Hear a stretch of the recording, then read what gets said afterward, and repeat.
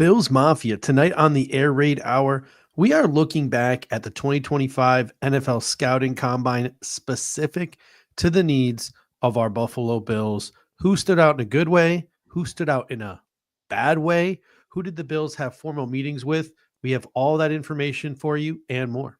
But first,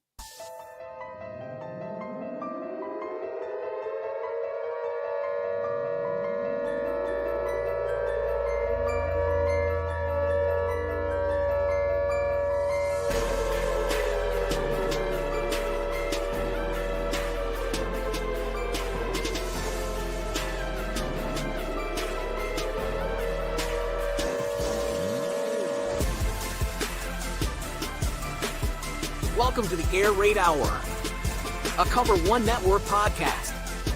Here are your hosts, Judge Mathis and Tilt Money. welcome in, ladies and gentlemen, to the Air Raid Hour. My name is Steve Mathis. You can find me on Twitter at The Bills Guys. Joined as always by my co-host Dave Tilton. You can find him on Twitter at Tilt Money. This show is brought to you by the Cover One Sports Network and Picasso's Pizza. And coming in hot in the chat already, RJ Melville says Myles Garrett or we riot. Well, hey, guy tested just like Myles Garrett and Shamar Stewart at the Combine. So maybe the Buffalo Bills have some options, and we'll talk about this deep defensive line class tonight as well. Dave, before we get into things, the NFL Combine, it isn't the ultimate deciding factor for a player's draft stock. Game tape is.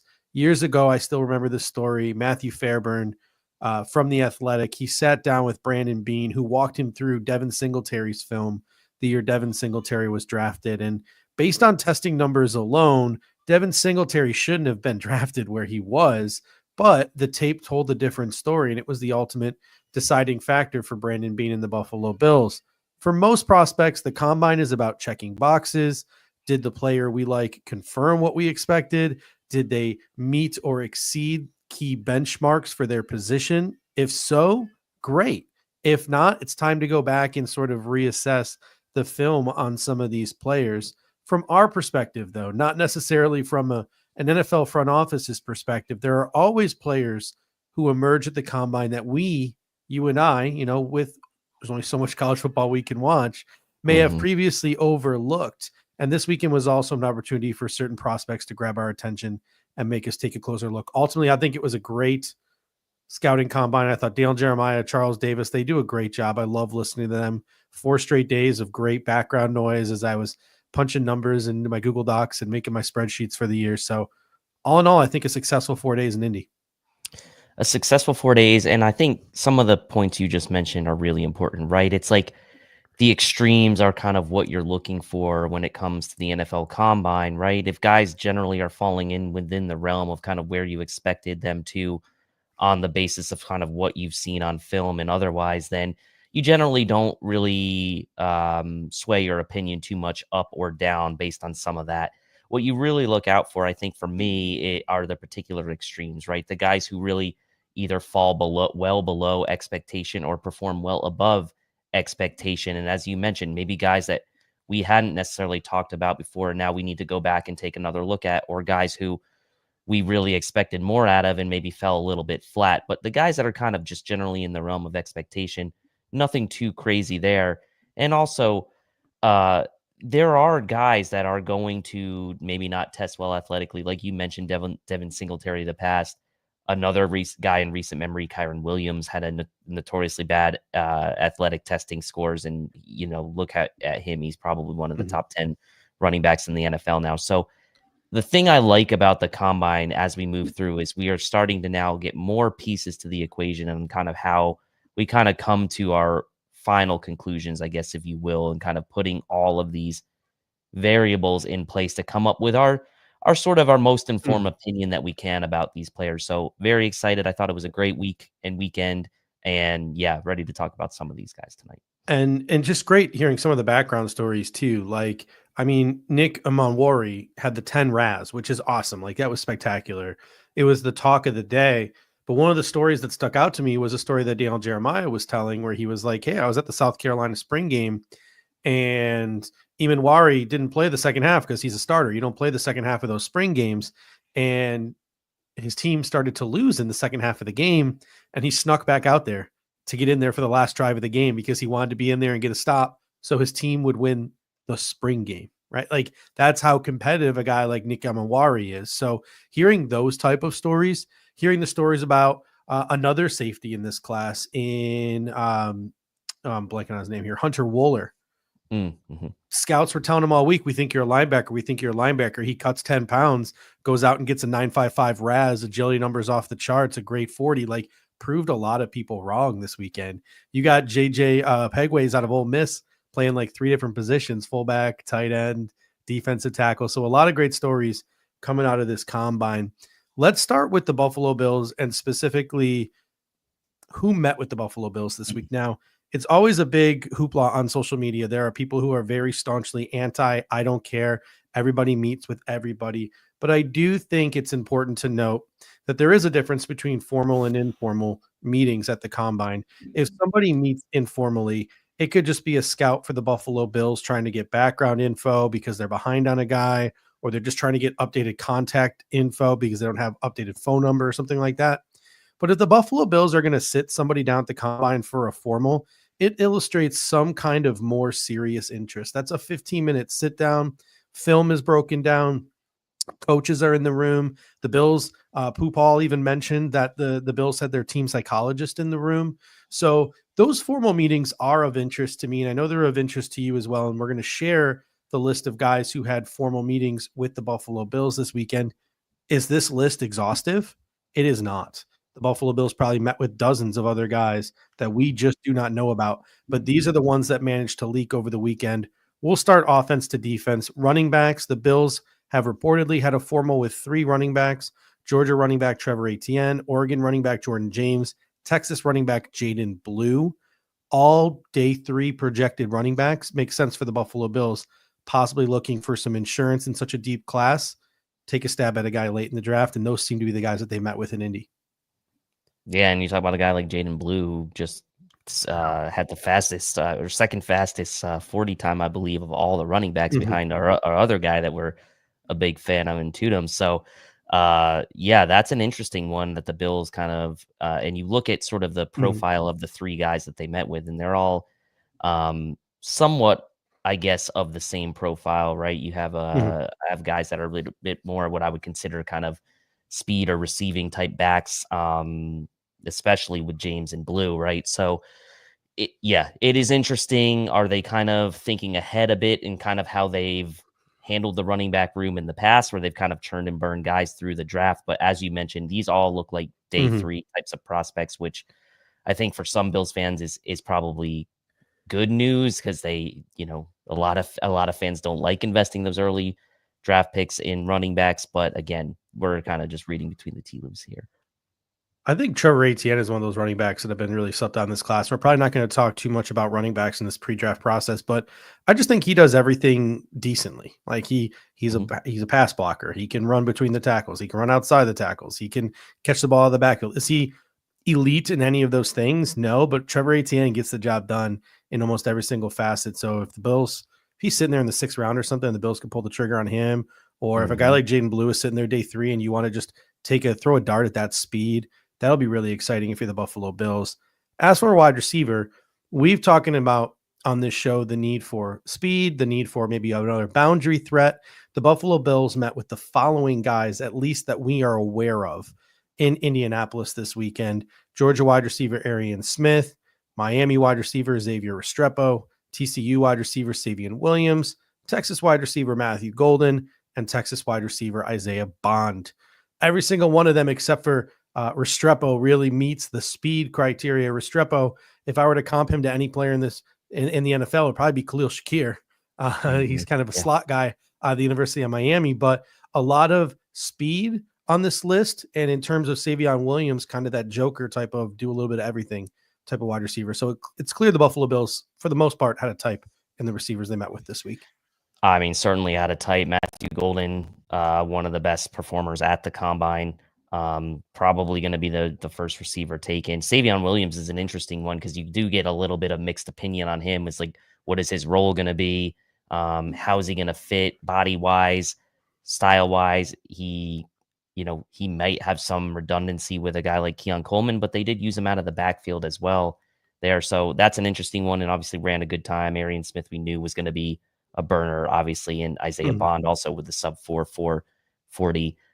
His limited production in college probably shouldn't necessarily shy teams away from him. We've seen that Texas has been able to churn out quality wide receivers in drafts of recent years. So a good list of receivers for the Bills to meet with. And look, with Restrepo, I mean, he's one of the best wide receivers in this class. So whether he's a slot or not, you have other guys like that as well. Jalen from Iowa State, a slot as well, but just good player, Jalen well. Just good players, and it makes sense for the Bills to meet with good players. On the defensive side, they met with edge rushers. The 3 reported. Josiah Stewart was an informal, so I don't take that one too seriously. The day 3 edge out of Michigan. But Marshall defensive end Mike Green makes sense with those sexual assault charges in his past, getting kicked off the team at Virginia. The Buffalo Bills are definitely going to want to sit down with him, get to the bottom of that. But he is a projected top 15 pick if he can get that sorted out. And then one of the biggest risers of the weekend, and we'll talk about him more when we get to the defensive ends here, but Arkansas defensive end Landon Jackson met with the Buffalo Bills as well. So only 3 reported edge rushers. I'm sure there were a dozen more that we just don't know about. Yeah, and I'll save some of my comments on Landon Jackson from when we get to the more in-depth on the edge rushers. But yes, certainly a winner this week at the Combine, Landon Jackson. Like the RAS off the charts, almost a 10.0. I think it was 9.88 RAS for him. So talk about him more as we get into the edge, the deep dive on the edges. But right now, kind of looking like he's going to be maybe right in that range where the Bills pick at 30 is about where he would maybe be projected to come off the board, in that sort of 25 to 40 range is kind of where I'm thinking he might be picked. So right in the wheelhouse right there for where the Bills are picking at 30. Yeah, and again, we'll get more into depth into this when we get into the edge rushers in a little bit. But this class is, man, I feel like I'm very confident in who like the top 15 guys in this class are. And some of those guys are going to slip because of positional value, because a lot of them are like tight ends, guards, safeties. They're going to linebackers. They're going to drop a little bit. So it's going to be a really weird draft where guys are going to go late first round, early second round. You're like, oh, I thought we could have had them at 56, or I thought we could have had them at 60. It's like, no. Like in this kind of draft, when a GM falls in love with a guy, there's so many similar grades, probably between 20 and 40, 20 and 50, 20 and even maybe 60. I could even see that some guys, there's gonna be some real jockeying over the next month for who goes in the back half of the first round, who goes in the front half of the second round. So that should be really interesting. The Buffalo Bills clearly have a need on the interior of the defensive line with all the unrestricted free agents they have hitting the market, with the guys who are on the roster having underwhelmed last year. Florida State defensive tackle Joshua Farmer, Michigan defensive tackle Kenneth Grant, much to the praise of Bills Mafia. Ole Miss defensive tackle Walter Nolan, Oregon defensive tackle Jamari Caldwell, Texas defensive tackle Alfred Collins, and Texas defensive tackle Vernon Broughton. All had formals with the Buffalo Bills. By the large number of defensive tackles they met with, I can only assume there were more. The Bills clearly showing interest in the defensive tackle position in Indy this weekend. And clearly showing interest in Texas as a program, right? You talk about the fact that they met with Jalen Blue at the running back position, 2 Texas wide receivers, and now 2 Texas defensive tackles, and we're going to get the Barron as well. Texas is good, man. They were good. Yeah. Texas and Ole Miss, they were good. Yes. And I know a couple of these names are like you said, very happy for some Bills Mafia to hear the names Alfred Collins and Kenneth Grant, as those have been 2 very popular names with fans going into this pre-draft process. So multiple, obviously 6-7 formal visits that we are aware of, plus countless more. And you mentioned the numbers game, right? The Bills really legitimately only have Ed Oliver, Daquan Jones, and Dwayne Carter as I would say meaningful potential contributors to this defensive interior in 2025. So certainly good that we see them doing their homework on a class that's deep and talented, and a class or in a position that the Bills really need bodies. So good to see that. At the linebacker position, the Buffalo Bills met with Ole Miss linebacker Pooh Paul, one of my favorites in this draft. He didn't have the best week testing, so I think he has clearly pushed himself into maybe a day 3 guy. The Buffalo Bills always looking to add depth at that position. I'm sure they met with some more. I'm sure you'll see some top 30 visits, maybe even for some linebackers with all the picks we have Would not be shocked if we take a linebacker at some point, but that was the only reported meeting with a linebacker. On to corner now. Kansas cornerback Mello Dodson was reported to have met with the Bills. Michigan corner Will Johnson. Ohio State corner Denzel Burke. Ole Miss corner Trey Amos. Texas cornerback Jade Barron. And LSU cornerback Zy Alexander, although it is to be noted that one was an informal, according to Zy Alexander, not a formal, multiple informals, according to Zy Alexander. So maybe more formal than informal, but still informal, if that makes any sense for Zy Alexander. But again, the Bills meeting with a ton of corners, which makes sense. Kyrie Elam has so far shown us nothing, and Rasul Douglas is an unrestricted free agent. The Bills clearly have a need at corner, and they showed it this weekend in Indy. Absolutely. And another Texas guy becoming a very quick favorite of the Bills community, fan community, and from me, particularly in Jade Barron. And then when I see Eric put on the tape of him and do his reviews on him and kind of sing his praises as well, it just kind of validates some of the things I'm already thinking about him. And honestly, wouldn't be upset at all if that was the pick the Bills made at 30. I know people are going to be clamoring for defensive line, but man, Barron looks like a really solid prospect. Will Johnson, another favorite. Not sure he makes it to the Bills at 30, but we'll see. Denzel Burke to me seems like the outlier here. Not hugely impressed with Denzel Burke, but all these other names. Zy Alexander, not the best testing, as you mentioned, but I like Mello Dotson. I like both the Kansas corners in this draft.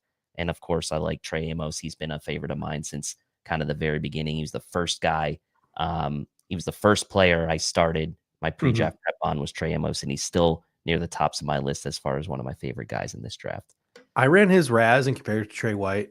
Pretty similar RAS to Trey White. So I can definitely see where the Buffalo Bills, more physical. So I can definitely see where the Buffalo Bills like Trey Amos's game. And I'm starting to get a weird feeling Will Johnson drops on draft day. I don't know how far he'll drop. I can't imagine him getting past Jim Harbaugh. And I think it'll be a mistake by a lot of teams. But I think as the process goes on, I think people are starting to realize Will Johnson's pretty much a zone corner. And I'm sure he can play man-to-man. All corners can play man-to-man. But if you're a team that wants to be man-to-man heavy or wants to make that like what you look like, if I'm going to invest a top 15 pick in a corner, he better be able to go toe-to-toe with the number one wide receiver of any team in the league. There might be some people who legitimately don't think Will Johnson is that dude. Like they might think he's an elite zone corner, which would drop him, I think, into the back half of round one. And again, I still can't see him getting all the way to 30, but maybe Brandon Beane, he's going to add a third, fourth round pick and a third, fifth round pick when we get those comp picks, hopefully, unless the NFL screws us again. Maybe Brandon Beane can work his way up the board and get a guy like Will Johnson if he starts to slip. But the Chargers, from what I was reading, with Mike Minter and Jim Harbaugh there in the mid-20s. From what I was reading, the projected comp picks are going to be 2 5th-rounders. So just keep that in mind.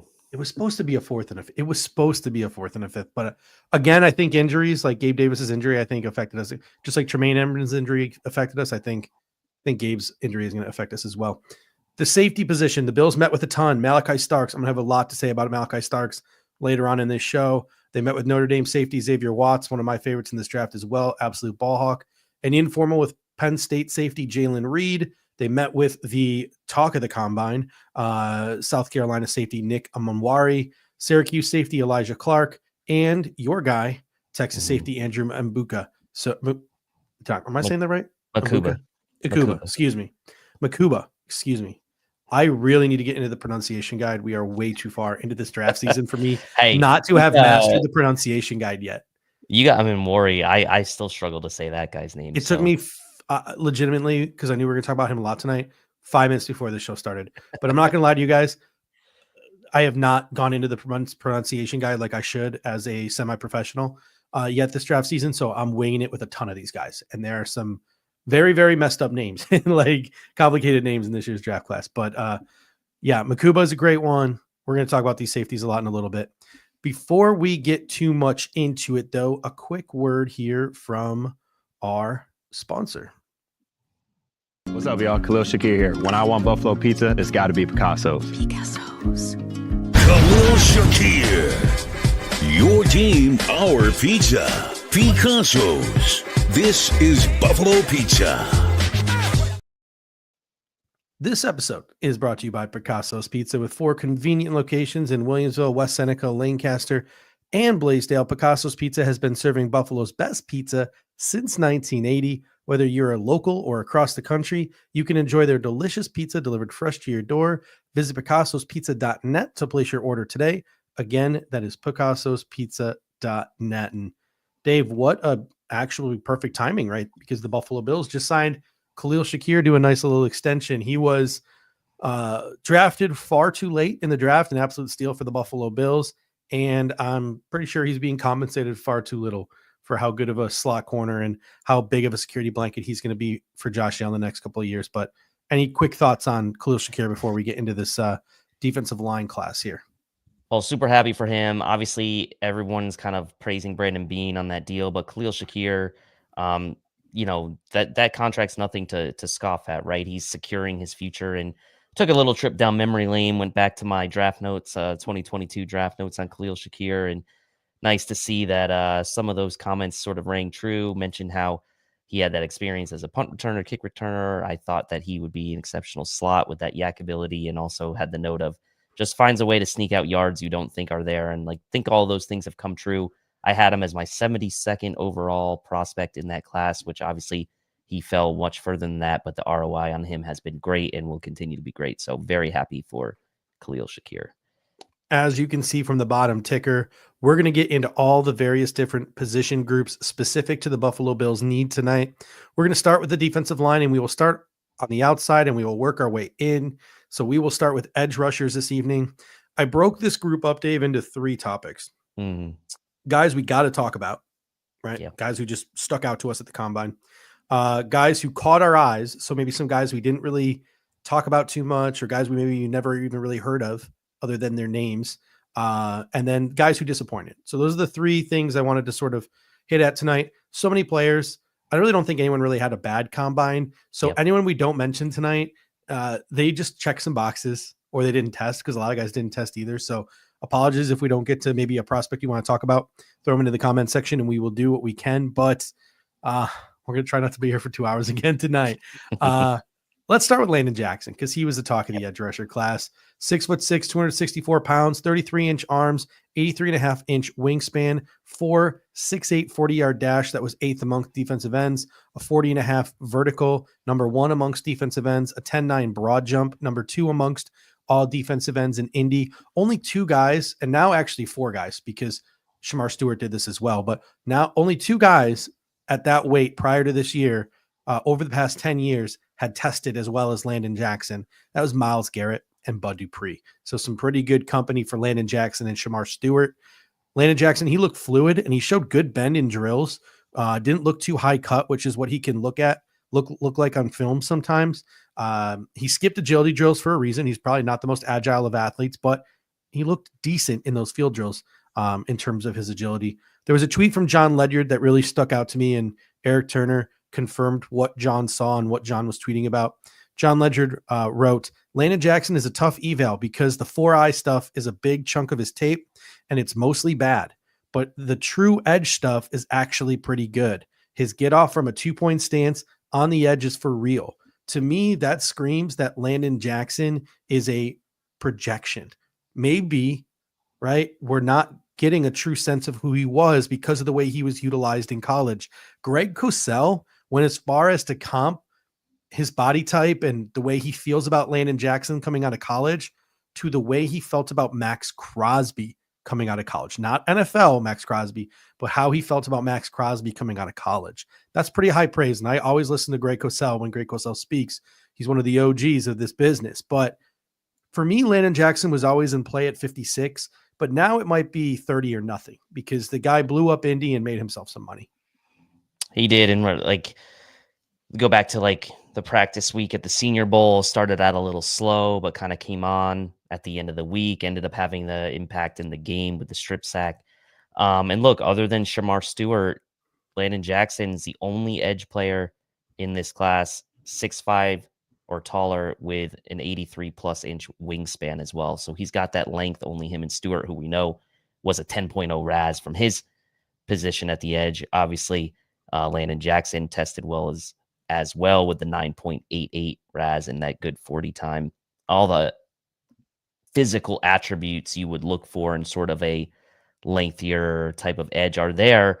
And I think the question really comes down to is like this the type of player that the Bills feel like can one go into the room and maybe complement it, or are they going to kind of just stick with this sort of length and strength type of edge with guys like Epinesa and Groot, and now potentially adding a Landon Jackson? Because if you do that, then you're kind of missing out on maybe some of that pure pass rush, type of player. But again, I think you're right. He's probably going to now end up in that sort of 25 to 40 range would be my expectation just based on the athletic profile. And so we'll see what happens with him on draft day. He's going to be a fascinating one for me to watch on draft day.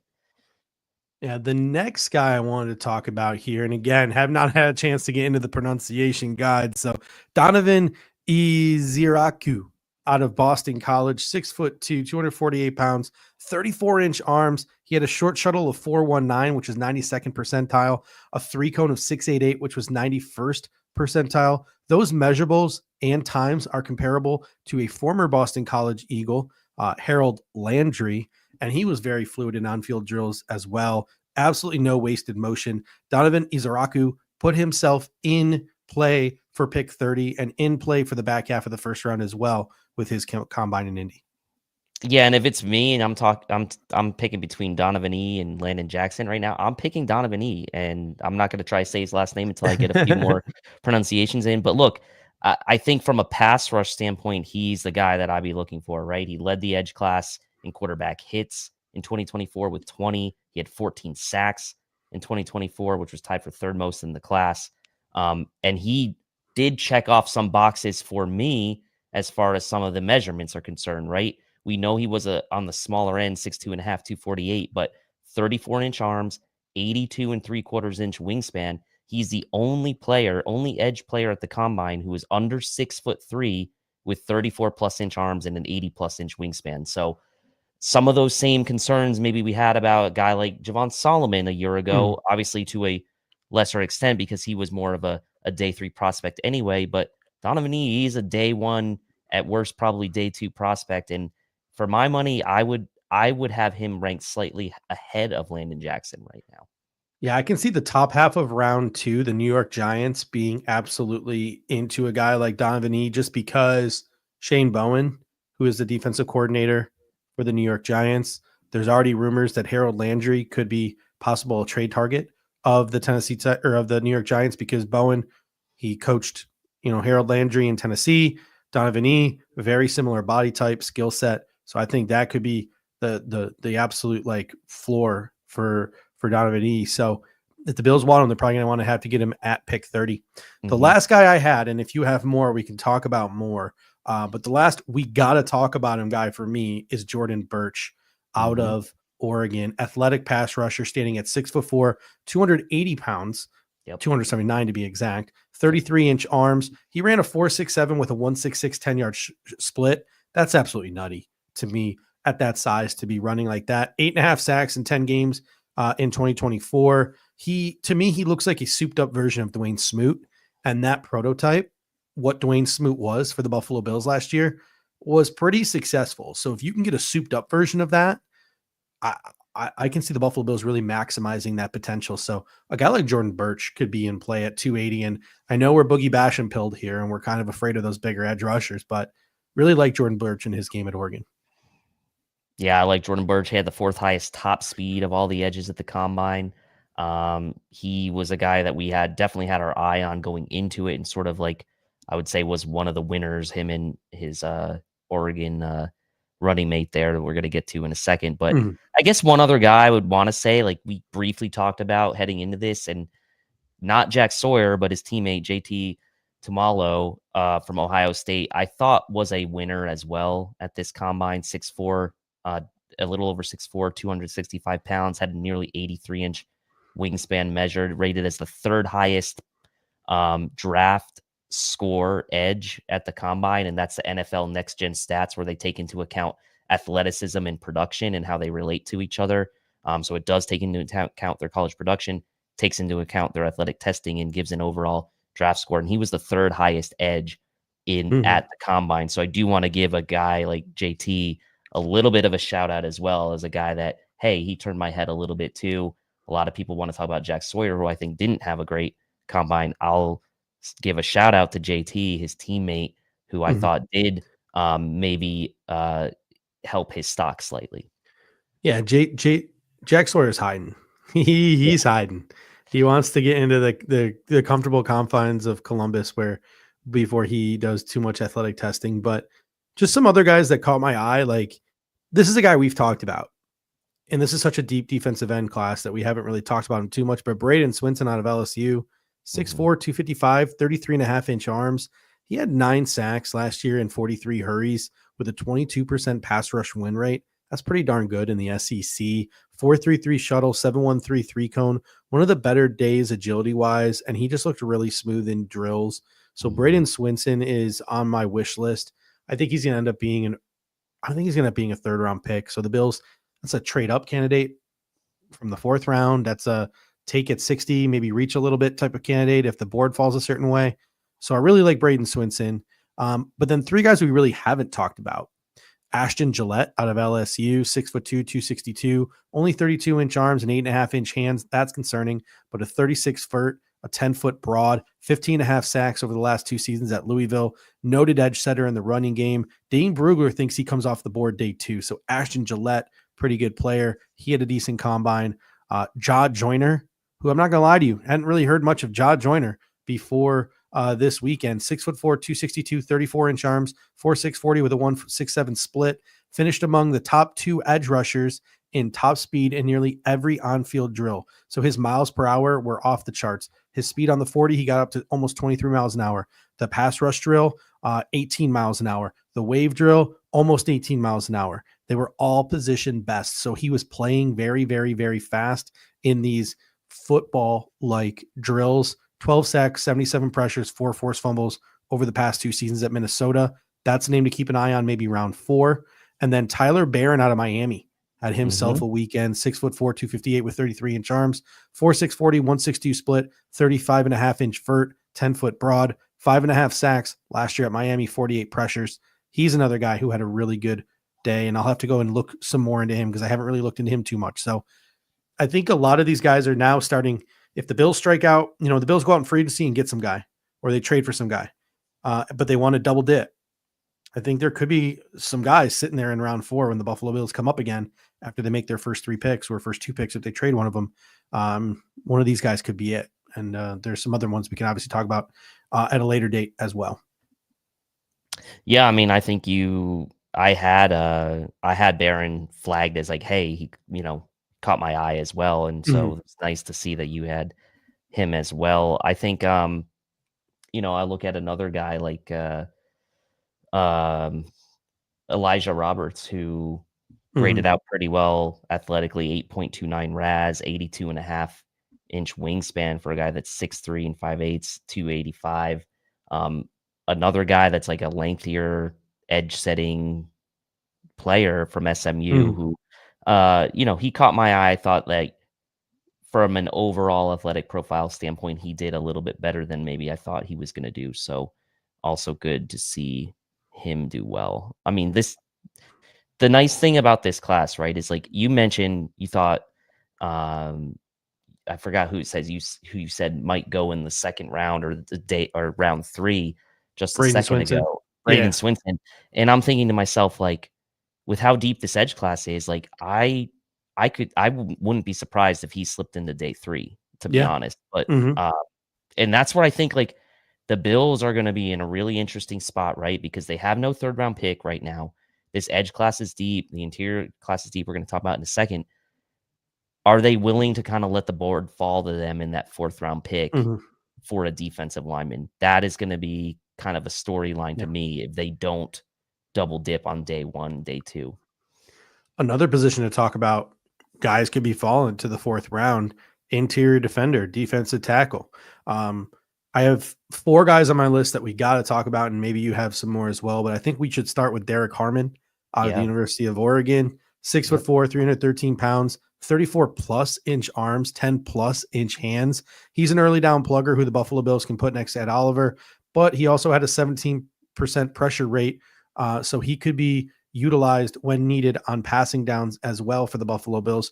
4.9740 with a 10-yard split of 174, which comes under that 175 marker that you like to see. At first, his unofficial was above, but then his official came in below that 175 mark.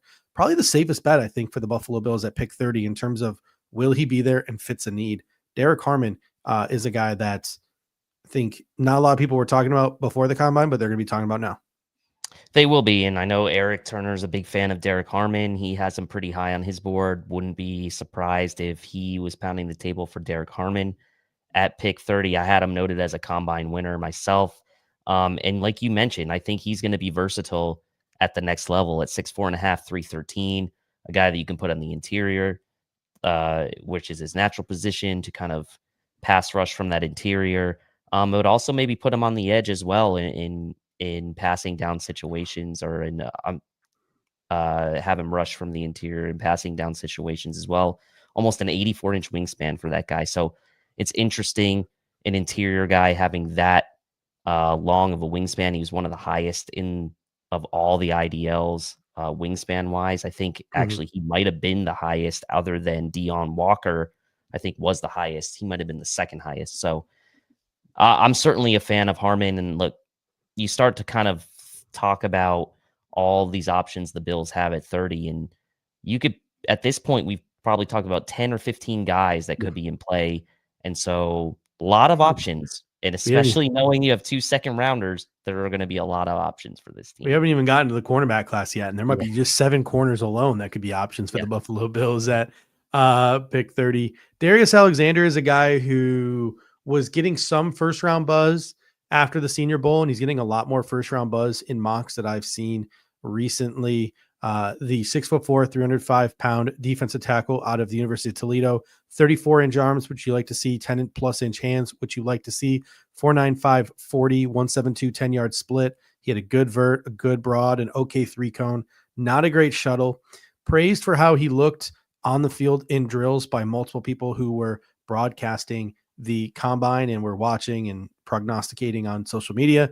He was 6th in the country among IDLs in pressure rates and pressures last season with 37, and 12th in run stops at 23. He's a little bit of an older prospect. He played against a little bit of lower level competition at Toledo. So I think ultimately he ends up dropping into day 2, but Darius Alexander is a pretty darn good football player. I've seen a couple people mock into the Buffalo Bills in round 2. I know a lot of people get upset because he's not 330 pounds, but Darius Alexander is a very good football player, and he made himself some money in Indy, building on top of what he was already a really good Senior Bowl. Yeah, as a second-round pick, I like that. He also had the second most bench reps of all the interior D linemen, only behind Jordan Phillips, 9.2 RAS, so the athletic testing checked out. You mentioned the pass rush ability there. He had the second best PFF defensive grade of all interior defensive linemen in the class with at least 390 snaps. He had the third best run defense grade, actually, of all eligible players, and he had the 10th most stops per PFF, which is basically a negative result for the offense of all draft eligible IDL. So some of the advanced metrics on Darius Alexander do look quite favorable. And as a second round pick, I think you'd feel pretty okay with that. I know he's not like the big boy size. He's only 305, but still over 300 pounds. I'll take it. And I'll tell you what, the next guy is, this is what I love to see. This is a guy who I liked before the combine, and he comes to Indy and he checked all the boxes. But not only did he check the boxes, he exceeded my expectations. This is a guy I was higher on than most, and now I'm even higher on him than most are going to be. And that's CJ West out of the University of Indiana, 6'1", 315 pounds, only 31.5-inch arms, only 31.5-inch arms, 4.95 40, 173 10-yard split. He looked really good in field drills. Again, to me, I was really high on him. I thought he could be in play like a third round type of guy who maybe but now I think like back end of round 2 is a legitimate option for CJ West. It's not a coincidence that he transferred to Indiana and they became one of the best run defenses in college football. He has this innate ability to help a team stop the run, but he can also produce as a pass rusher. CJ West is one of the more slept on players in this class. If that was our defensive tackle in the draft, like the Bills only drafted one guy and it was CJ West, I think there would be a large number of people in Bills Mafia who would be upset by that. I would not be one of them because I legitimately think he could be the Bills decide to go corner in round 1, or they decide to go edge or wide receiver in round 1. CJ West in round 2, even though some people might think it's too high, to me is not a bad consolation prize. He's probably gonna be my guy at defensive tackle in this class. He is a really, really good player, and I think he's being slept on. Yeah, and he was moving too in some of those drills, right? He looked really good athletically, had over a nine RAS. You mentioned some of the metrics on him. He had the 8th best run defense grade of all IDL in the class with at least 390 snaps, 4th highest stop percentage of all IDL in the class with at least 150 run defense snaps. So like some of the advanced metrics on him look pretty good as a run defender. And if he can give you anything additionally as a pass rusher, that's fine. But I'd be happy with him as sort of a commodity as a run defender. I would be pretty happy with that. The last guy, like Kenneth Grant, didn't really work out. So we're not going to talk too much about Kenneth Grant today, but Tyleek skipped the 40, skipped a lot of those testing things, but he did the on the field stuff. To me, he checked some boxes by looking smooth on some of the on the field stuff that he did, despite not doing some of the more traditional testing. I'm still hesitant on Tyleek at 30. I think maybe if the Buffalo Bills go a different route at 30, he's a guy where, again, we might have some ammunition with those later round draft picks, trade up in the second round and get Tyleek maybe somewhere in the 40s if we could manage a trade up. So I still like Tyleek. I'm still lukewarm on him at 30. What are your thoughts based on what he did at the combine this week? Yeah, he was good. I mean, I do think there might be some teams who are like, is he only a 2-down sort of player as a run stopper? But he was only one of 3 defensive tackles at the combine who had an 80+ draft score from NFL Next Gen Stats, which again takes into account your athleticism testing and your production in college. So he's only one of 3 guys with an 80+ score in that regard, which kind of puts him in some pretty elite elite company. But Lance Zierlein's comp for him on NFL.com draft profile, Ali McNeil. Well, you don't need to say more. I would say at 30, he's going to be there just because I don't think that a 2-down player, and I say that as no disrespect, but I do think with the Bills rotation, he would be a 2-down player. I think that there's a chance he can make it to the Bills' first, second round pick, to be honest. He wouldn't. It wouldn't surprise me if he fell. I do think he's very good. Right now, PFF has him inside their top 30 overall prospects, but it would not surprise me to see him fall into the second round. And another guy who is maybe possibly a 2-down player could be available to the Buffalo Bills in the second round. David Arizzi comes in and says Alfred Collins in the second round. I decided to put some names on my disappointment lists. And one of them that I put on there was Alfred Collins. And I don't even want to say he disappointed, right? Like almost 35-inch arms and an 85-inch wingspan is insane. Like we haven't seen anything like that in years. So Alfred Collins has got the arm length. He's got the wingspan, but his broad and his vert, which were the only other 2 testings that he did, was weak. And so to me, I don't know if you're going to get any kind of pass rush pop with Alfred Collins, but at the same time, at 6'5", 6'6", 332 pounds, his leverage on tape is absolutely nuts. His run stop ability on tape is absolutely nuts. I don't think you're gonna get much from him as a pass rusher, but as a plugger in the second round, if he's there, Alfred Collins would be would be a great pickup at either 56 or 60. Like I would have no complaints there. Some people wanted to try to sell me on 30, and that's why I have him on the disappointment list, because I don't think he sold me, despite the 35-inch arms and the 85-inch wingspan, which is nuts.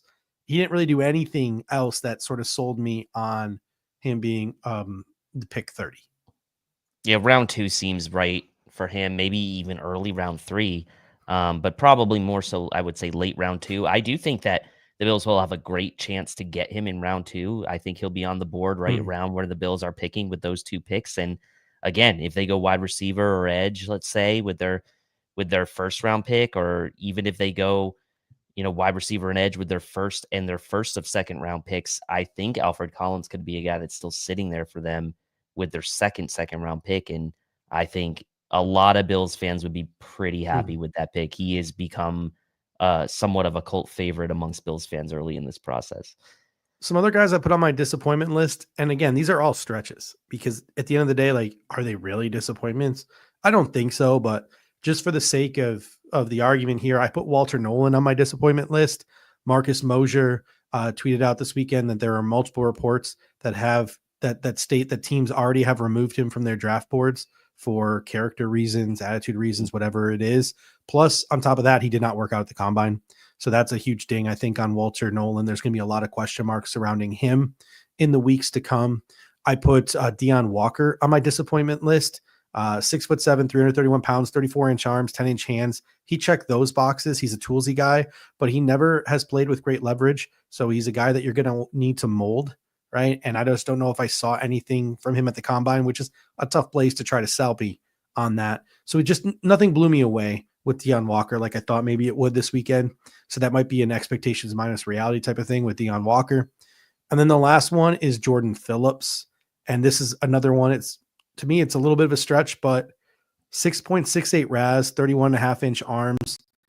Based on his pedigree, being on Bruce Feldman's freak list, a guy who was a high school champion wrestler and a high school champion weightlifter, and you hear about all these other different things that he did in the weight room at Maryland. For him to come out and get a 6.68 RAS, it's a little disappointing.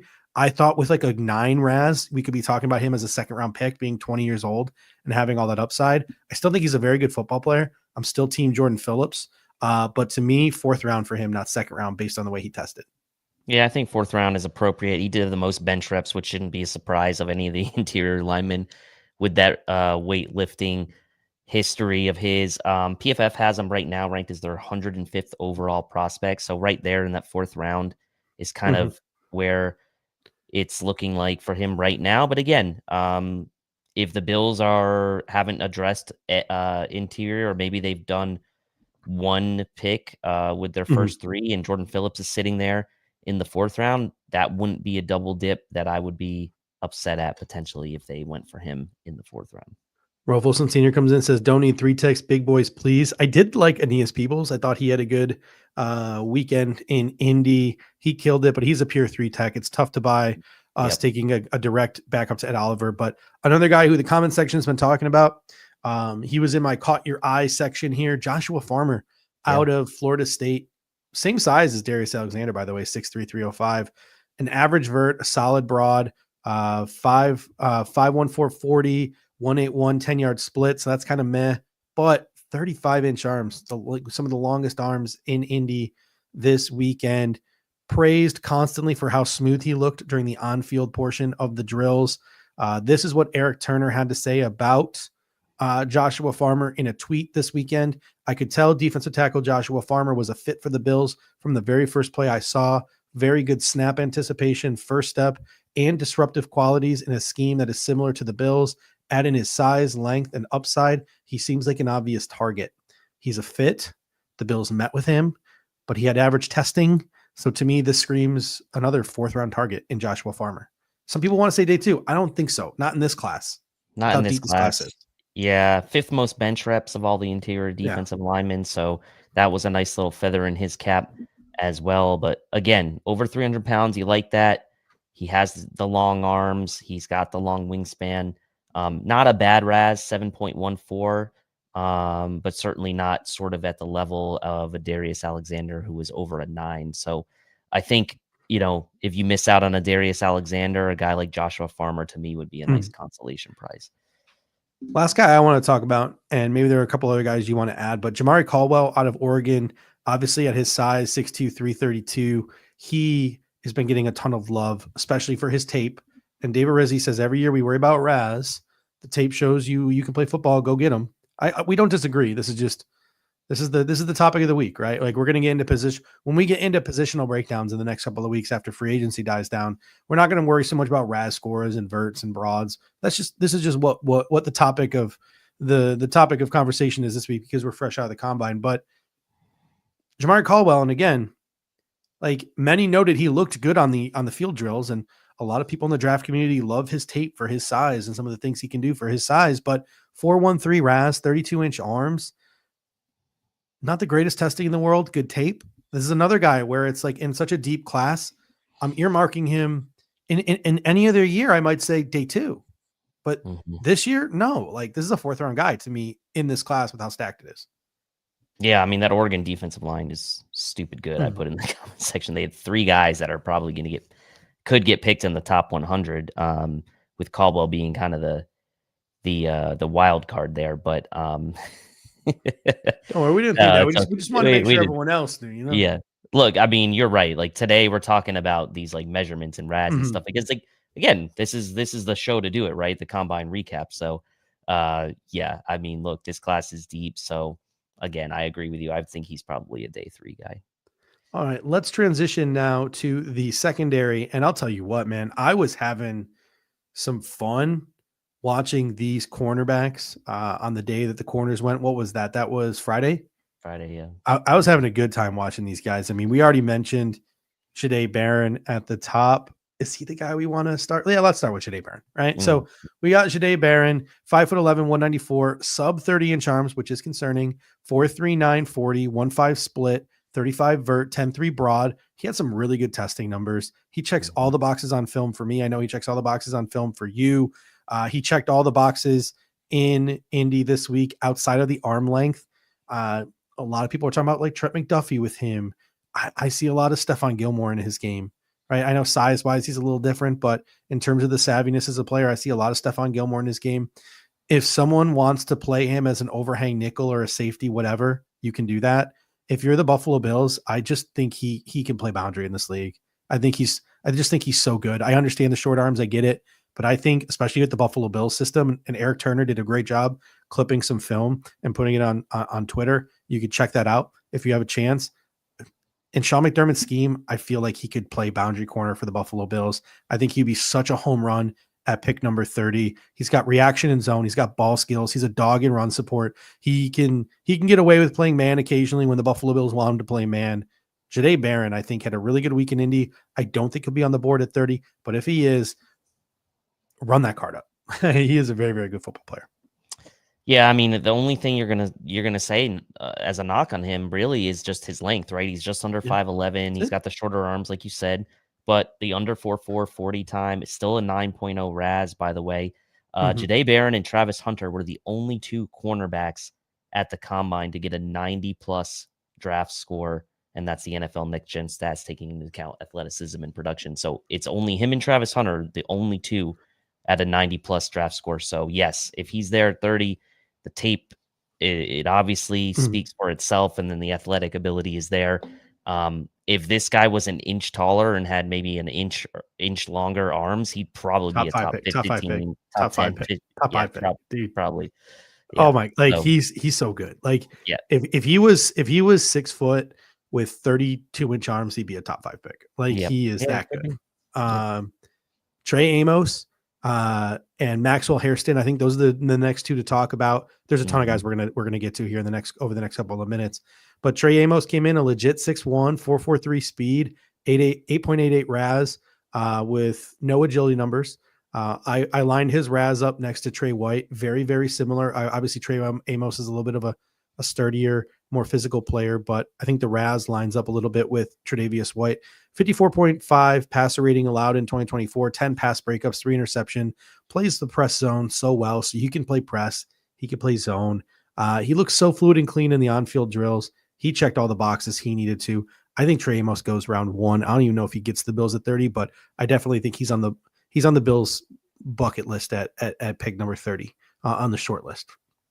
Yeah, you mentioned the RAS score. He had the 4th highest max acceleration time of any player at the combine, any cornerback at the combine. You mentioned some of the metrics, had 10 pass breakups in 2024, which was tied for 2nd most of the draft eligible corners. Amos was 14th best in NFL passer rating, which the PFF calculates for targets, allowing only 54.5 rating. And he played a mix of man and zone in college. So he's got some versatility as well as far as schematically. So on top of that, he's also a willing tackler. So he's a pretty complete player. Ran the 4.43 40 time. He's got the length. He's 6'1". He actually came in and weighed heavier at 195 than I thought. I thought he was going to be a little bit I thought he was going to be in kind of the high 180s, but it comes in at 195. So sturdy, like you said, probably sturdier than Trey White. Big fan of Trey Amos. I do think that similar to what we were talking about with Landon Jackson. I think he's going to be in that. He could be in that 25 to 40 range. But I do think there's an outside chance he could slip to the Bills' first, second round pick there. Yeah, it's absolutely crazy. Like Will Johnson, pipe dream, but maybe. Jahdae Barron, pipe dream, but maybe. And then you have Trey Amos, Maxwell Hairston, Darian Porter, Azier Thomas, Shavon Revel, who didn't test, Benjamin Morrison, who didn't test. So we're not going to talk about Revel and Morrison today because they didn't test. There are like 7-8 dudes jockeying. Could be the Bills pick at 30. If they're on the board at 56, you're running the card up. Like there's this cluster of corners at the top of this draft that are in that 25 to maybe 50 range. And I wouldn't be shocked if the Bills pass on them at 30, if they're all gone by 56. I think there'll be a run on them. So let's get to Maxwell Hairston next. This is a guy that Mel Kiper like a month ago mocked to the Buffalo Bills at pick 30. I've seen a couple of mock drafts within the draft community having Maxwell Hairston as a first round pick prior to the combine in Indy. Then he shows up in Indy, 5'11", 183, 31-inch arms, 9.68 RAS, plus explosion, plus speed, 4.29 40. Everyone likes it when you get in those 4.2s, right? He looks smooth and fluid in the on-field work. He's a fringe first round guy now, right? Like this, that I think you laid it out perfectly. That's 25 to 50. Could be 25, could be 50. But Maxwell Hairston falls into that range. He had a really good weekend in Indy. Really good weekend. Not just the fastest corner, but the fastest overall player at the combine with that 4.28 40 time. At least that's what I. Oh, was it a 2.8? I might have jotted the notes down when it was unofficial. I had 4.29. Okay, yeah, I had it as 4.28. Maybe it's 4.29, but that's what I saw today on the NFL.com's combine stats. Look, he's had an interesting path to get here, right? Because as you mentioned, looked good in the drills at the combine. I think he got picked on a little bit at the Senior Bowl, though. So I think, in that game, wasn't his best week in game, but he's kind of put that in the rearview mirror as far as I'm concerned. And you have to obviously look at the big body of work. He's got the measurables you want. I think he's just under 6 feet tall, 183. So he's a little more slender than a guy like Barron, but the speed is there, right? And so I guess if you feel like he can really help you out as a complete corner, give you some flexibility, then again, he's going to be a guy that the Bills probably consider. I talked last week on the pre-combine show about Shavon Revel and just like what kind of freaky athlete he is and what you can do and how he can lock down number ones. But you look at a guy like Darian Porter, this is a 99th percentile athlete at corner, 6 foot, 195, 33-inch arms, 4.3 40. He's got great ball skills. They barely targeted him his last year at ISU. I think they targeted him like 17 times. But this is a guy who didn't really start until his 6th year of college, was a former wide receiver, has years and years and years of special teams experience. To me, I would feel so much more comfortable with Darian Porter in the second round.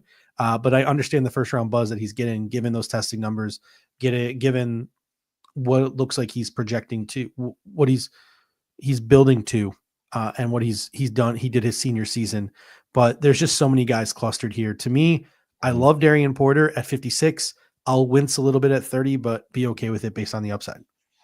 Yeah, I would agree. And even before the combine, PFF had Porter as their 42nd overall prospect. So, 42nd overall, you take a guy at 30, like that's not unreasonable if you're not picking again until 56, right? You mentioned the testing, 9.99 RAS. He had the longest arm length of any of the corners that were measured at the combine. So he's got the length you mentioned, almost 6'3", 195. The 80-inch wingspan as a corner is crazy. He was the only corner that had an 80-inch wingspan. So he's got the length. It's just a matter of, is that the guy like you are going to now put sort of on the boundary opposite of Christian Benford? Because the Bills have traditionally kind of gone for the Kevin Johnson molds, the Dane Jackson molds, like the kind of like 6 foot, like Rasul Douglas types. Like this would be a little bit out of their character, I guess, to go for a guy like Porter. But man, the potential with Porter just is pretty enticing, and I could see him as a top 50 pick for sure. The next guy here is Azier Thomas, 6'2", 197. He was hitting 18 miles per hour in his back pedal on one of those drills. That's insane. His hip fluidity was unreal to see.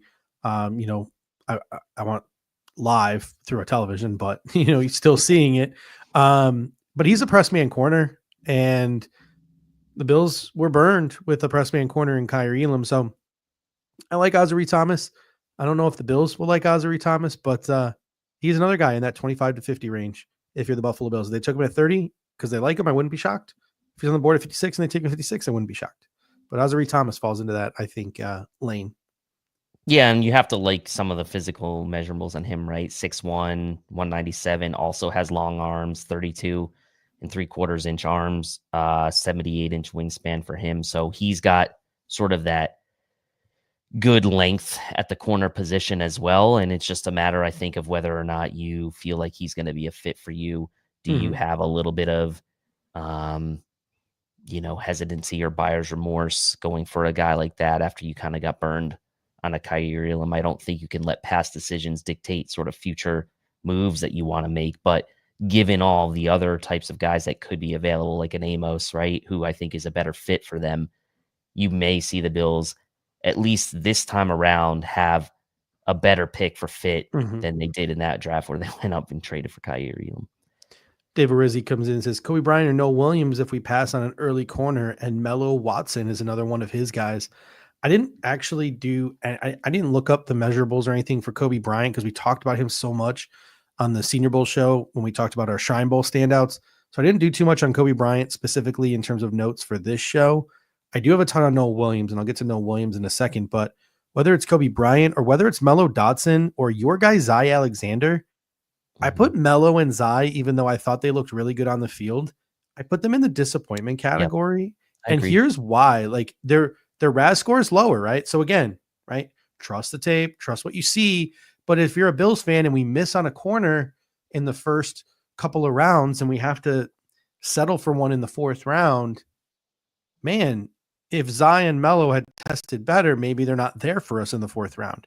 They could be there for us now with Zy Alexander having a 4 RAS, with Mello Dotson having a 5.59 RAS, 4.640, just a moderate explosion score, not doing the agilities. Like if that can slip them into round 4, that would be great to get a Zy Alexander or a Mello Dotson or a Kobe Bryant in round 4. That seems kind of to me right about where those guys would go. I think Zy Alexander, his tape is probably not going to affect, I would imagine, his status too much. Obviously, he tested poorly athletically, but I think he was already kind of a 4th round pick in my mind as it was. So I don't really think, I mean, yes, it was disappointed, I guess, athletic to see some of the poor testing numbers, but I don't think that he was ever necessarily for me like a day 1 or day 2 guy anyway. So like I'm fine kind of seeing him in the 4th round. Didn't run the best 40 time. I think he was like a 4.56 for him, but that's not really his game anyway. So but both the Kansas guys I like, Kobe Bryant, Mello Thomas, and Noah Williams, like you mentioned, he actually did test fairly well. It was an 8.32 RAS, so good on Noah Williams. I mean, Noah Williams is my guy. Like on tape, he plays with an edge. He's got great ball skills. He led the NCAA in interceptions. And then you go see him in Indy doing those like field drills. It just all translates. Like everything he did looked so clean, so fluid, so effortless. Like Noah Williams looked great out there on the field, in my opinion. He had a decent RAS at 7.69, 4.540 at 6 foot 189, almost 31-inch arms. He checked all the boxes that he needed to. To me, we talked about a lot of corners, right? Like you have Will Johnson, you have Travis Hunter. That's 2. Then you have Jahdae Barron, Trey Amos, Maxwell Hairston, Darian Porter, Ozzie Thomas. That's 7. Then you have Morrison and you have Revel. That's 9. So really no Williams unless he jumps one of these guys. And there's also some nickel corners like Stout and Parrish too, which we didn't get into. 10th, 11th, 12th corner. I still think he goes day 2. I think a team like the Buffalo Bills could fall in love and take him in the back half of round 2. But he's a guy where maybe you take your first 3 picks and then you use the day 3 capital to get back up into the 3rd round and make him your 4th pick of day 1 and 2. Like just the absolute capstone on like go out and get Go out and get your wide receiver, go out and get your defensive tackle, go out and get your defensive end, and then trade up for Noel Williams. Like that would be great. Like the back half of round 3. No, what they'll do is they'll get Denzel Burke and it'll piss you off. Oh, please don't. Please don't. Like, I get it. I get the appeal. I get the appeal of Denzel Burke. I understand, but like, no, just don't. He's an athlete. He's not a football player. Like, don't be fooled by the junior tape bad senior year again, like you were with Kyer. Like, just don't. Like, I don't want to talk about too much. I don't want to talk too negatively about Denzel Burke. Last guy I had for my combine notes here was not Denzel Burke, because I don't want to talk about Denzel Burke. Let's just avoid talking about Denzel Burke at all costs. Jabbar Muhammad, 419 short shuttle. He's 5'9", 182, 28-inch arms. Like, everyone's going to want to call him a nickel corner. Our guy Eric Turner has already done some great film breakdowns of Jabbar Muhammad. I think he could survive on the outside in a pinch. I think he'd be a perfect double dip candidate, Jabbar Muhammad. Mm-hmm. Guy who can back up at the nickel. He can play on the boundary in a pinch. Really like Jabbar Muhammad out of Oregon. Those 28-inch arms are scary, though. Yeah, I mean 2.33 RAS. I know he doesn't have the complete testing numbers in there yet, but yeah, I have to do some more. I have to do some more investigation in him. I know Eric was heavy into the Oregon tape, so I'm sure that's why he got around to Jabbar Muhammad. But the short arms do scare me. Like, he had the shortest arms of any of the corners at the combine, even shorter than like the other more traditional nickel guys. But he's only 5'9", 1.8, so he would be he would be truly a nickel guy. And I know he played boundary, but he did have over 300 slot snaps over the course of his career. So, he could play inside as well. Then let's transition now to the safety position. Nick Emanwari, another guy who was a talk. Like, it was Shamar Stewart, it was Will Campbell. Like, these guys were all the talks of the combine. Nick Emanwari was one of the talks of the combine. 10 RAS, no agility, right? That's important to note. No agility, but 6'3", which is 97th percentile, 220 pounds, 92nd percentile, 43 vert, 98th percentile, 11.6 broad, 98th percentile, 4.40 at that size, 94th percentile. He's getting those Derwin James comps. He could probably add some weight and move to linebacker and be comp to Fred Warner. That's the kind of athlete that Nick Emanwari is. This guy isn't just a combine freak, though. Like, we've seen combine freaks in the past, and people were like, well, never heard of him. Like, he's just a combine freak. He's not going to show up. This dude is a legit football player. He's got the range to play too high. He can play at the line of scrimmage. He can go man-to-man with tight ends. He played really good defense on a really good defense in the SEC. To me, he's likely a top 25 pick now. If Emanwari is there at 30, he's on my board. Like, I would take him. Add fast, physical freaks on your defense. Young, fast, physical freaks on your defense. Go for it. But I think the biggest thing that gets me excited about Emanwari testing so well, if he jumps Malachi Starks and Malachi Starks drops at 30, I will be jumping for joy, because I still have Malachi Starks over Nick Emanwari on my board despite all the testing. Yeah, I do as well. I mean, look, and this is why I think that that new combine IQ stuff on NFL Next Gen Stats is really cool, because it kind of gives you information around athleticism match with production, and they have some really cool charts on there. So you go and look at the sort of athleticism versus production chart for the safeties, and he's basically, Emanwari is basically in his own top right quadrant by himself. It's like, he's got the athleticism, he had the college production, he's like an outlier in the chart by himself in the top right corner. So, like, it's there for him. Like, the production is there from college, the athleticism is there. I had in my notes, like, before the combine, literally my note was expecting testing numbers to be some of the best in the entire position group, and they actually were the best in the entire position group. And we obviously know he was on Bruce Feldman's freak list as well. So he also doubled his interception count from 2024 compared to 2023. He had 4 picks in 2024, 2 in 2023, including 2 pick sixes. So he's also been a tackling machine his entire career. So, like, this guy is just, he is a great football player.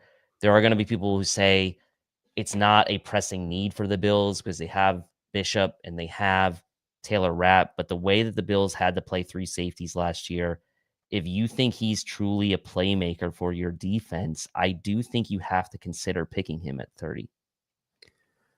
Yeah, I agree with you. And then Malachi Starks, Don't overthink this, Brandon Beane, if he is on the board at 30 because the other 29 teams screwed up. I don't care what 40-time Malachi Starks ran, even though it wasn't that bad. I don't care that he weighed in under 200 pounds. Watch the on-the-field drills. Watch Malachi Starks' tape. Even when he was playing out of position as a nickel in 2024, go back to his 2023 tape. He's a top 10 player in this draft.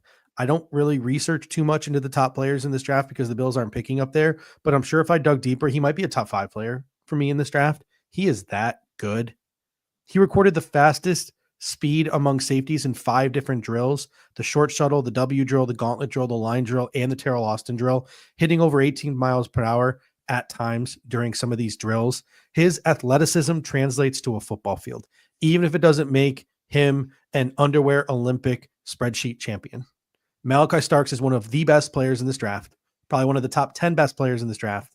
If he is there at 30 because of positional value and because somebody didn't like what they saw in a spreadsheet, you got to strike while the iron is hot. You got to take him.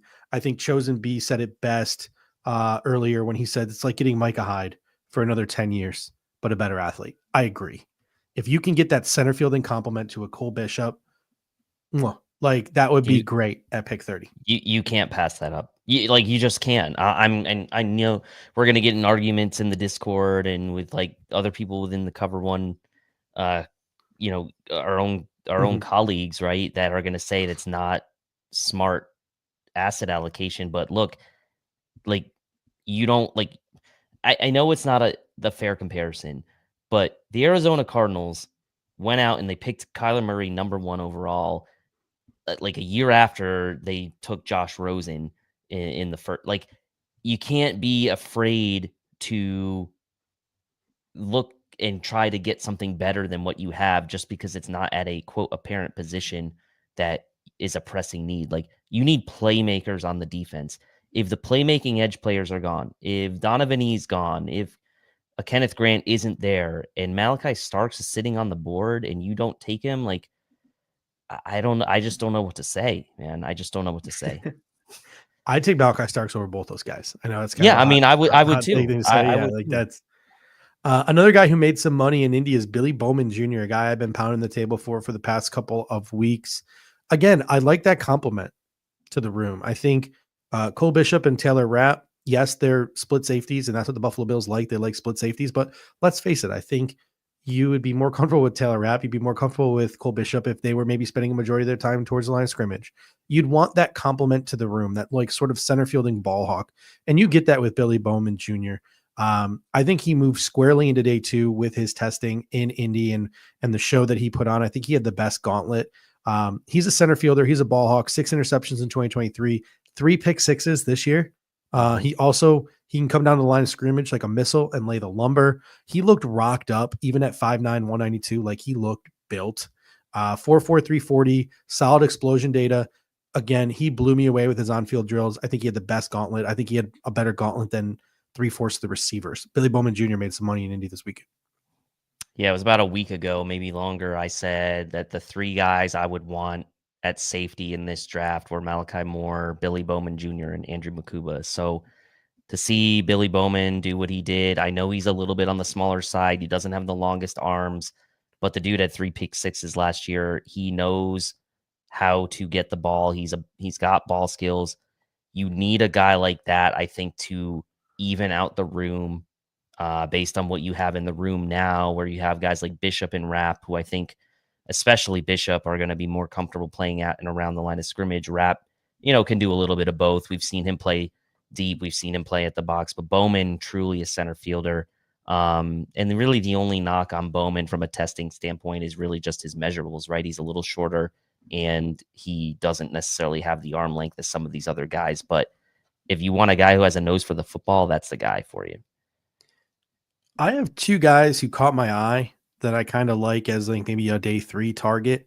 Before I get to them, though, is there any other safeties that you want to talk about? I know you're a huge fan of Andrew Mabuka. I know Lathan Ransom is someone we haven't talked about. Is there any other safeties you want to talk about? I've talked about Makuba a lot already. I'll kind of save some of that for later, but yeah, we can move on. Hunter Wohler. there was talk this week that like he needed to prove he wasn't a linebacker. 9.55 RAS surely proves it. Good explosion. He had an insane agility numbers. He had a 4.57 40, 1.58 split, 6'2", 213 pounds. Hunter Wohler is a guy I really like day 3 who could come in as a depth safety, play special teams. And then Keaton Crawford has almost 1,100 special team snaps in his career, thanks to that COVID 6-year of eligibility. The former Texas Longhorn playing for the University of Nevada, 4.4 140, 41.5 vert, 9.9 RAS, agility's off the charts. I didn't put down his size, but Keaton Crawford is pretty big for a guy who puts up that kind of those kind of numbers. So Keaton Crawford is a guy I would love to take a day 3 swing on, even if it is just to be like a special teams player. Give Chris Tabor some guy like a new Saran Neal to go play with. Just a swing on day 3 on that upside of a Keaton Crawford. I thought he tested off the charts. That's a freaky looking athlete right there. Absolutely. And that's a guy that potentially can contribute right away for your team and presents athletic upside, right? When you're talking about day 3 prospects, we talked about this in all the years we've done draft shows. It's like you're looking for a particular trait or you're looking for a particular skill set because these guys aren't necessarily 100% complete in many cases, because that's why they're sort of in this day 3 range. So you take a guy that has some athletic ability that maybe can play special teams right away, and who knows what could happen development wise with some of the new coaches as well on the staff. So yeah, I'm for it. On to the wide receiver position now. And I'll tell you what, the more I'm diving into this receiver class, I don't think it's a good class, but I think there are some niches in this class, and I really do like some of the niches in this class. But before we get into those, let's talk about a guy who's probably no longer an option for the Buffalo Bills at pick 30, and that is Matthew Golden, the talk of the town after his 4.29. Everyone's like, go back to the tape, realize how bad Quinn Ewers is. Look at what he's doing out there. Matthew Golden might go top 10, top 15. He might go off the board before Tet McMillan. Like, we're talking about a guy who monumentally rose his draft stock on Saturday. I don't even think Matthew Golden is an option for the Buffalo Bills anymore. No, I mean, PFF has him as their 24th overall prospect. But to be honest, like, that might even be a stretch now, right? Yep. I think he could be top 20, maybe even top 15. Could he be the wide receiver 1 in this class potentially? There's a chance that he could go before Tet McMillan or go before a Luther Burden. Yeah, he had a great showing at the combine. One of only 2 wide receivers that is less than 6 feet tall with 9.5-inch hands. So, I mean, that's not a concern, even though he was under 6 feet, 5'11", but 9.5-inch hands, 4.29, 40, 191 pounds. One of the clear winners of the combine, Matthew Golden. And again, we talked about this, like, if Imawari moves up, does that move Starks down? Same could be said for Matthew Golden moving up. Does that push Luther Burden back into the Buffalo Bills type of territory? And again, like, Luther Burden is a guy who played a lot of slot in college, but a lot of the pro comps you see for him is DJ Moore, a guy who has played on the outside in the National Football League. Luther Burden maybe could live on the outside in the National Football League. 4.4 40. He's a guy, his gauntlet drill was incredible. He was one of the guys that people talked about as like a potential top 5 pick last preseason. Didn't have the season he wanted to this year at Missouri, but Luther Burden to me is intriguing at pick number 30, but he joins a long list of guys. Trey Harris could be in play at pick 30. He ran a 4.54. He's more of a strider than a pure speed guy. Your guy, Elik Alamior, 4.44. All the things he does and running a 4.44. Jaden Higgins, all the things that he does, and then he goes and runs a 4.47. There are a lot of guys I think can play for the Buffalo Bills at pick 40, or excuse me, at pick 30. And I find it so hard to believe, just with the value people place at wide receiver, that any of these guys, Harris, Ilamior, like Higgins, I find it so hard to believe that they would be available to the Buffalo Bills at 56. I think if you wanted them, you'd have to take them at 30. Yeah, I mean, Higgins, 9.85 RAS. Ayamanor, 9.67 RAS. Elik was one of only 6 wide receivers at the combine with 10 inch plus hands. That is the one thing knock on Luther Burden, by the way. He's got smaller hands, but and then Higgins, right? The 9.85, and he had the had a very high athletic to production scoring correlation of most or of any wide receivers. If you look at the chart I was talking about with Imanwari at safety, the same type of chart where Jaden Higgins is for the wide receivers as far as that athleticism plus production quadrant in that chart. So yeah, I would not anticipate Jaden Higgins making it to the Bills, but it's funny right now he's this 56th overall prospect on PFF. So Yeah, Bills have 56. So it's just funny coincidence right there. If the Bills take Xavier Restrepo or Jalen Noel, we can talk about it. But until then, like I know we met with Restrepo. I know we had a formal, like, I can't picture the Buffalo Bills going to that slot well another time, as good of a player as both those guys are. And Luther Burden might fall into that same box. Who knows? But again, I think wide receivers always go a little bit higher than maybe people think because of that need for them. If there's a run, these are guys that I think I would prefer round 4. And the Bills obviously don't have a 3rd round pick. So at the back half of round 2, though, I think some of these other guys start to come into play.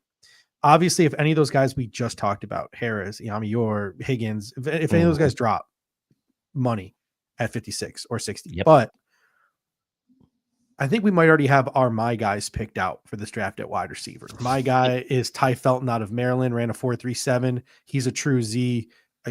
Your guy, I don't want to speak for you, but you love Kyle Williams out of Washington State. He ran a 4.4. He looked great in the drills. Those two guys could be in play back half of round 2. That might be a little too steep. Again, maybe we have to talk about a trade up into the 3rd round, right? Like I talked about with Noel Williams. Maybe we have to make a trade up into the 3rd round for a Ty Felton or a Kyle Williams. Jalen Royals maybe makes more sense at the back half of round 2. But the Buffalo Bills maybe have some options. Torrey Horton, fresh off of knee surgery a couple of weeks ago, 4.41. He could have ran the 4.3s. This is a guy I had in my top 10 receivers before he decided to go back to Colorado State last year. So don't sleep on Torrey Horton either, who I think had a really good combine. So Torrey Horton, Jalen Royals, Kyle Williams, Ty Felton. There's some really nice niche receivers, boundary separators that have made some names for themselves in Indy this week. Yeah, I'm kind of like 3 guys I keep going sort of back and forth with as far as my guys. Like Kyle Williams has obviously been sort of on my short list for a while. I mentioned Torrey Horton on sort of the pre-combine show as far as like the combine being important for him coming off that injury. Runs the 4.41 40, tests well, 9.71 RAS for Torrey Horton. So big fan of his. Production off the charts in college for a guy like Torrey Horton. And then the other guy, Keandre Lambert-Smith, 10.5-inch hands was the largest hands of any wide receiver at the combine. Actually, 6 foot, almost 6'1", 186, ran the 4.37 40. Obviously blossomed at Auburn after the transfer, after he transferred. So big fan of Keandre Lambert-Smith as well. Those are the 3 guys as far as like the niche sort of receivers. And I don't even think it's fair to call Torrey Horton a niche receiver. But he's a Z. I mean, I think he's a Z. But Lambert-Smith and Kyle Williams, I think the one thing I worry a little bit with Kyle Williams is his size, right? He's not even 5'11". Again, because this could be us just falling in love with the guy, maybe overhyping him. Maybe Kyle Williams is just a solid 4th round pick. Like maybe he is. I think he is. I think because of his size. Yeah. I think because of his size, that's why he's not higher than he is. And that's fair. And that's totally fair. If we can get him in the 4th round, or we can get Ty Felton in the 4th round, dude, I would be so thrilled. You mentioned a couple other guys. If we're looking to sort of day 3 of the draft, Dante Thornton Jr. At his size, 4.3 40 from Tennessee. We know about those Tennessee burners and that funky offense that they got going on there in Knoxville, but he's worth a late round flyer. Shamir Dyke out of Florida, 4.3 4.40. He's worth a flyer. Jalen Lane's getting a lot of Curtis Samuel comps. I like that comp for him. Maybe not the receiver that Buffalo is looking for, but he's a playmaker, 4.34. He could see his name called early day 3. I don't like Arian Smith out of Georgia. I think he's more of an athlete than a football player. He's a track guy. He gives me some Anthony Schwartz vibes, but he ran a 4.36. The Bills met with him. You mentioned Keandre. You mentioned Keandre Lambert-Smith, 4.37. I like him. Jordan Watkins out of Ole Miss, 4.37. You got Lovett out of Georgia. He ran a good 40. Isaiah Nair out of Nebraska. Again, that's another guy I think it's just like more freaky athlete than football player, but at his size to run a 4.4 was just absolutely wild. Three guys that I come back to that I really, really like. Elijah Badger, who I got to see play in person for 2 years at ASU. Elijah Badger is a really good football player. He ran a 4.43. A lot of people are starting to wake up to Elijah Badger. I think he could go early day 3. I'll talk about him more on our wide receiver show. Isaac Tesla out of Arkansas ran a 4.44. I think he's a guy is worth a late day 3 flyer. And another guy who I think had one of the better gauntlets is just a really good football player. I know he's kind of pint size, but Jimmy Horn Jr. is electric. He is electric.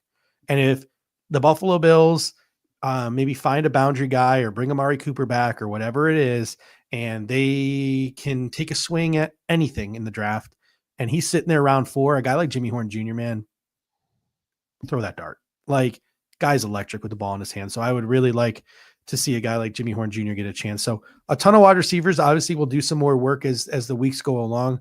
I think that's our first deep dive is wide receivers in a couple of weeks here. So really looking forward to that. But I liked the profiles of what these wide receivers showed us, at least some of these wide receivers. And I know it sounds bad. But I really am just like, if they don't have a good 10-yard split, they don't have a good 40. I'm just not doing the research on them this year because I'm just not interested in someone this year if they're not fast. Like Trey Harris is my one exception. It'll be interesting to see what Jackson Meeks, who was not invited to the combine, runs at his pro day. Ricky White is an example of a guy who I've known for years. So he's an exception for me because I've already done the research on him. But I think he dropped a couple of rounds with his testing. He had one of the lower athletic profile scores of 4.6 140 was not great for him. But yeah, I want speed. Like, and I get that that's selfish. And any other year I would not be saying that, and I wouldn't be this superficial about it. But this year, like if you're not running below a 4.5, I don't care about you. I don't, unless you're Trey Harris. And there's a couple of guys on the fringe that I like as well, like Armstrong. But how about some guys that disappointed? Tez Johnson comes in and has this off the charts agility. He looks great in the field work, but he runs that awful 40 for his size. I don't know the exact time. I didn't write it down. 4.51. I have it in here. Yeah. At that weight is just, that's bad. And he will go to his pro day and he'll clean it up. He clearly plays faster. Everyone came to his defense after he ran it. But to me, if I'm an NFL GM,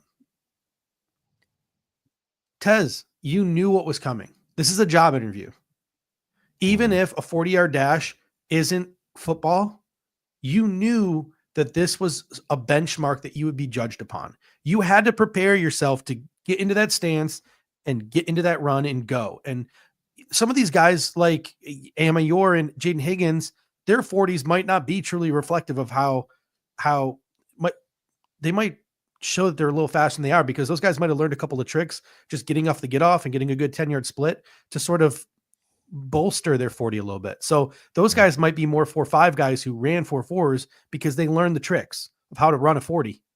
Tez Johnson clearly didn't. Dude, it was a job interview.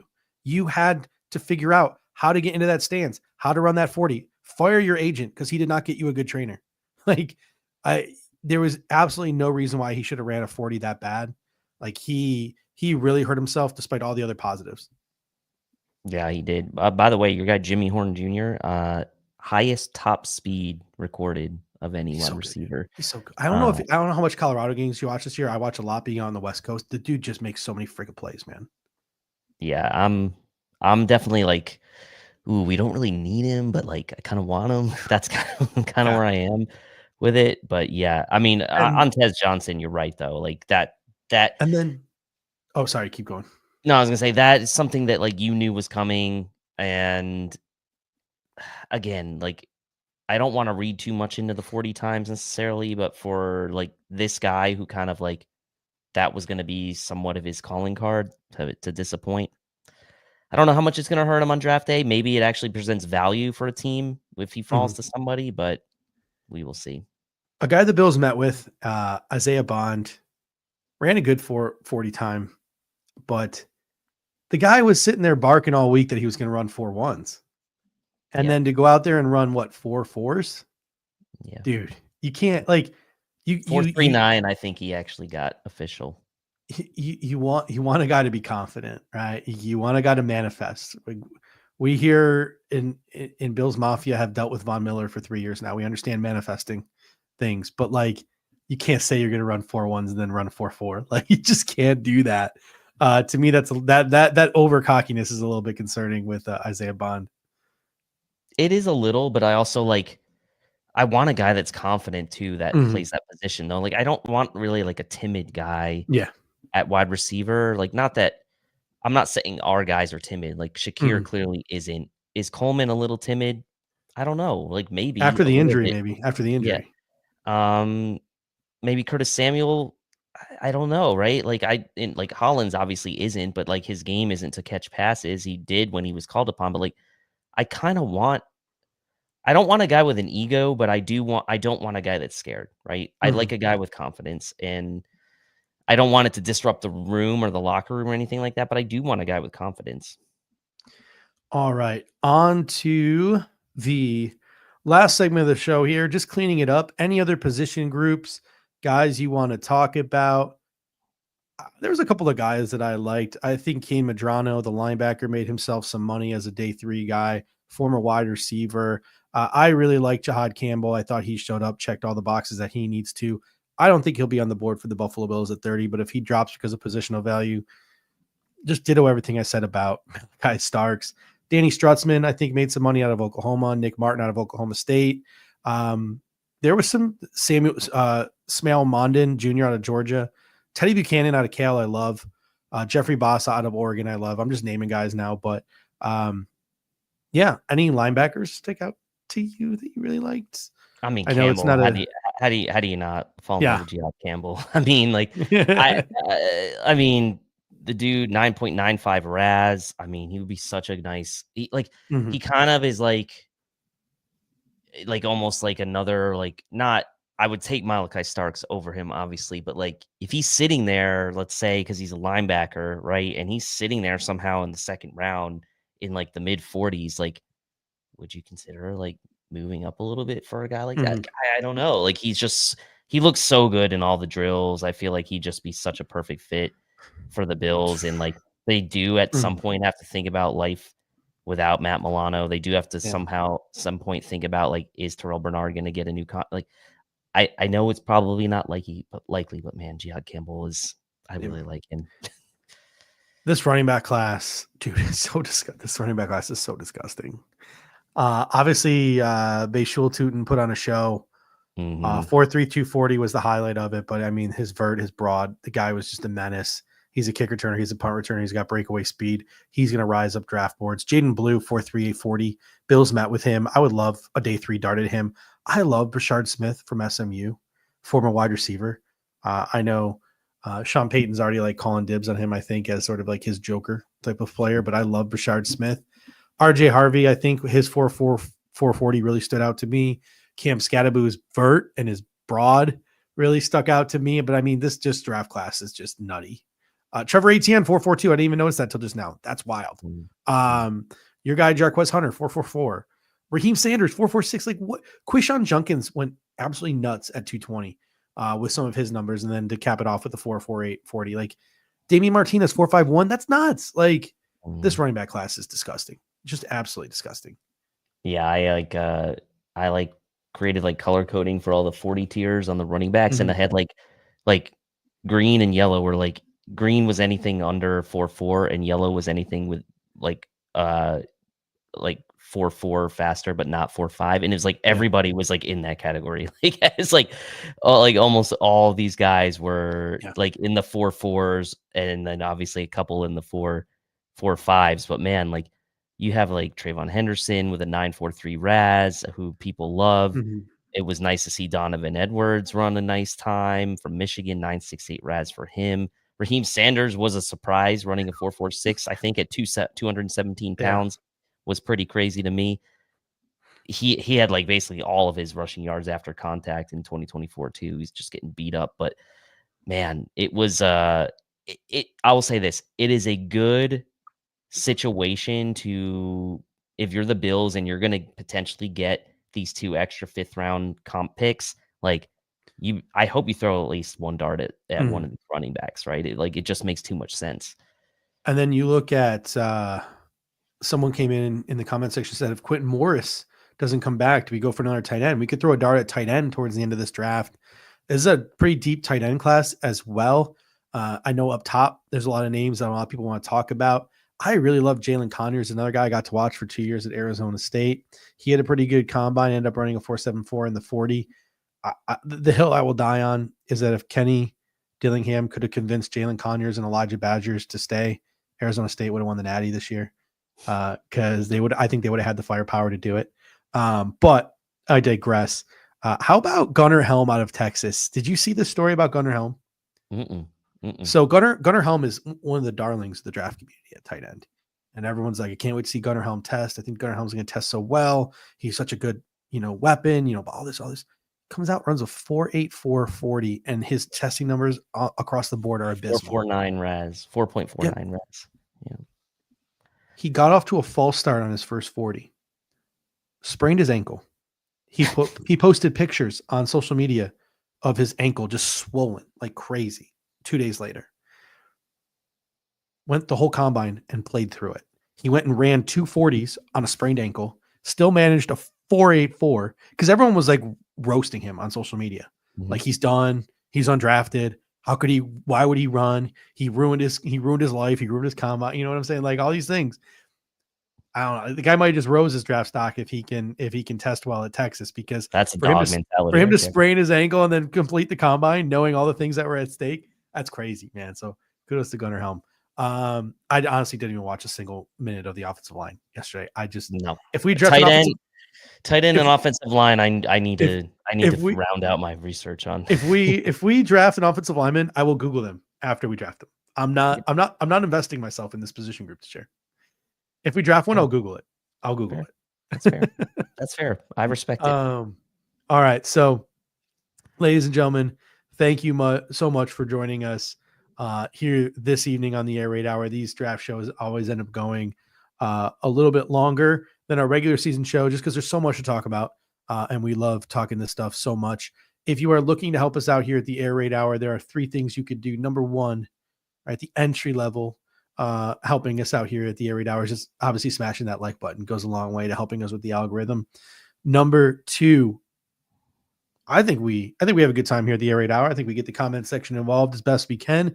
We always have a great conversation every Monday night. If you think someone else would appreciate being a part of this conversation, being a part of this community, click that share button and share it on social media, text it to a friend, text it to a family member, word of mouth.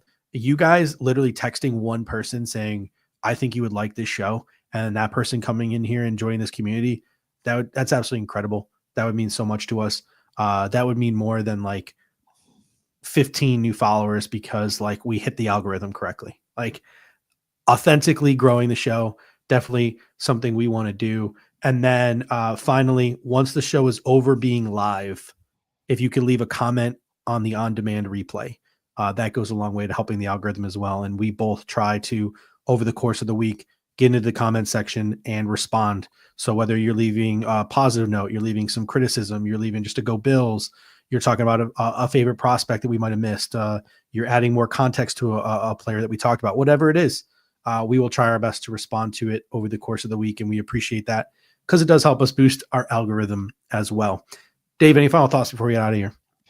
No, just a fun week to recap. And like, we're in March now, man. So free agency is gonna kind of kick in now. We'll slightly shift gears, but our next show is the opening of the tampering window. Yep. So we'll see if the Bills do make any other contractual moves, let's say in the next week, to kind of free up some more cap space. And obviously there's some rumors around like what's going to happen with Von Miller's situation. We'll see about that. So, hopefully in the next week, we'll see some movements on the front of in-house Bills players, potentially in some reworked contracts. Thank you guys so much. And until next time, go Bills. Go Bills. Thank you for watching tonight's episode of the Air Raid Hour. Make sure to hit that like button on the way out. If you are catching the show on demand, leave a reply in the comments section and we will respond over the course of the week. You can always listen to every episode next day on all major podcasting platforms, including Apple Podcasts and Spotify, by searching Air Raid Buffalo. Thank you for your continued support, and as always, go Bills!